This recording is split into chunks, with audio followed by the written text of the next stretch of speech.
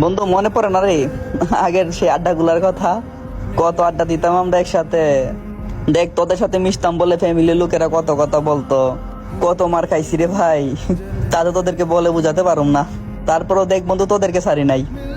আছে টাকা কামানোর জন্য আমি বিন্দেশি, কিন্তু এখান থেকেও তোদের কথা মনে পড়ে, আর চোখ দিয়ে অবিরত পানি পড়ে রে ভাই। দেখ ভাই, তোদের সাথে কাটানো কিছু মুহূর্ত আছে যেটা কখনো ভুলার মতন না। রাত করে একসাথে বাড়ি ফিরতাম, হাতে হাত ধরে চলতাম। মনে আছে আমাদের বেশিরভাগ খেলা কিন্তু তোর জুমার নামাজের পরে হতো। জুমার সময় নামাজটা আদায় করার পর পরে আমরা চলে যেতাম একসাথে আমাদের সেই মাঠটাই, যেখানে যাওয়ার পর পরে আমরা খেলা শুরু করতাম। খেলা শেষ করার পর পরে চলে যেতাম চাচার ওই চায়ের দোকানে। সেখানে যাওয়ার পর পরে শুরু হইতো বিল নিয়ে দ্বন্দ্ব। কিন্তু আজ দেখ বন্ধু, কি থেকে কি হয়ে গেল।